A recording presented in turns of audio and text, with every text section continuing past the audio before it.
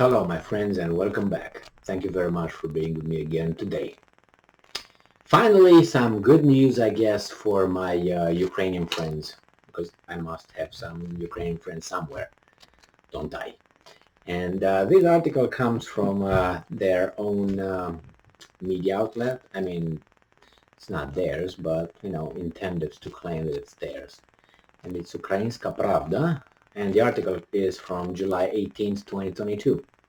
And this is the title. Ukrainian fighters defeat a Russian SRG near Kharkiv. Commander taken prisoner. All right, and then let's get on with this. Ukrainian scouts, together with members of the National Guard and the Territorial Defense Forces, destroyed the Subversion and Reconnaissance Group, SRG, of the Marines of the Northern Fleet of the Russian Navy in the Kharkiv region and captured one of its commanders. The source is the Chief Intelligence Directorate of the Ministry of Defense of Ukraine. Quote, the Kedr Reconnaissance Group of the Chief Intelligence Directorate conducted a special operation in the village of Dementivka, Derhach district, Kharkiv region. A large unit of the occupiers was found among destroyed buildings. 36 occupiers were killed by fire from the Ukrainian defenders. Many Russians were injured to various degrees of severity. Details. The Reconnaissance Group, together with the Territorial Defense Forces and the National Guard, forced the Russian unit to retreat, despite its numerical superiority. The platoon commander of the Russian SRG was wounded and captured. According to the Ukrainian intelligence services, the commander turned out to be Stanislav Trutnev, born in 1989, a native of the Zaporozhye region. He is a serviceman with the 140th Special Purpose Anti-Submarine Sabotage Forces Detachment of the Northern Fleet of the Russian Navy, Military Unit 69068, Vidyayevo, Murmansk region. He had previously served in Syria. The prisoner is now in medical institution in Ukraine. Well, be careful. He should not die, because if he dies, we got Liz Truss blaming you guys for not providing the necessary medical attention to the patient. All right, so this guy is here. I have a picture of him, but I didn't really.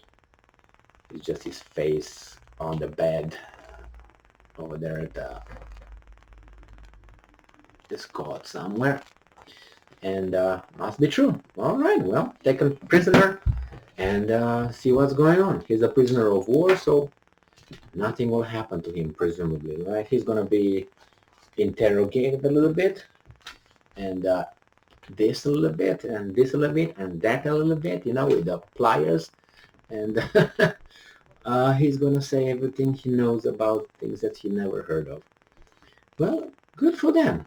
This is how war is. Sometimes you win, sometimes you lose, sometimes you die, sometimes you get to be a prisoner, sometimes you get to be interrogated, sometimes you get tortured, sometimes you get to torture some others, and so on. This is war. Unfortunately, this is what we are as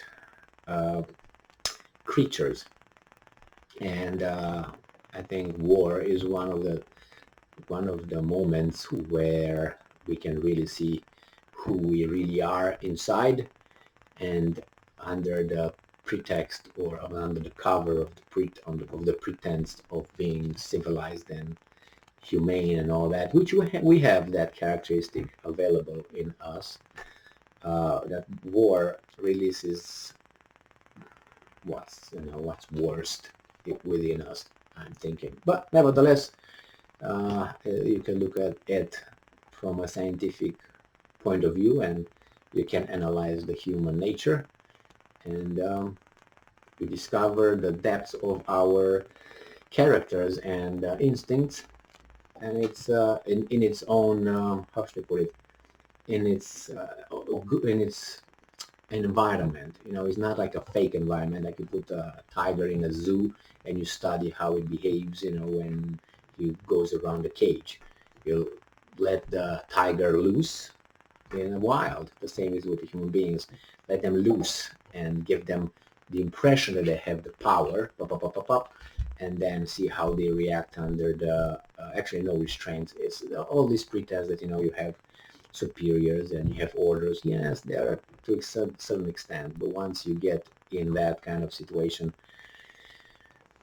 our animalic instincts kick in. Anyway, thank you very much for being with me again today. Stay strong, stay smart, look for the truth, and be just.